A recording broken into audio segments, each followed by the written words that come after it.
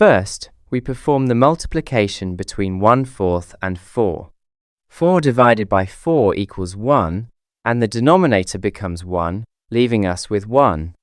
So it may look like the expression becomes 4 divided by 1, and 4 divided by 1 equals 4. Everything seems simple, and we might think the final answer is 4. But this answer is not correct. Let's understand why. The mistake happens because we started solving the expression without following the order of operations. In mathematics, we cannot begin solving from whichever step looks easiest. Every expression must follow a specific solving order so that everyone reaches the same result. This rule is known as PEMDAS. P stands for parentheses. E stands for exponents or roots. M stands for multiplication. D stands for division. A stands for addition. S stands for subtraction. According to this rule, we first calculate parentheses, then exponents, then multiplication and division, and finally addition and subtraction.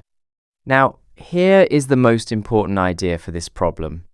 Multiplication and division have equal priority. That means multiplication does not automatically come before division.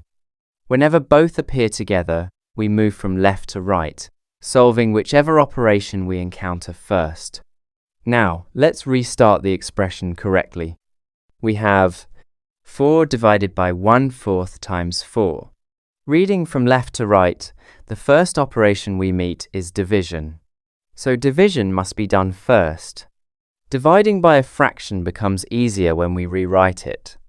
Dividing by 1/4 is the same as multiplying by its reciprocal. The reciprocal of 1/4 is 4.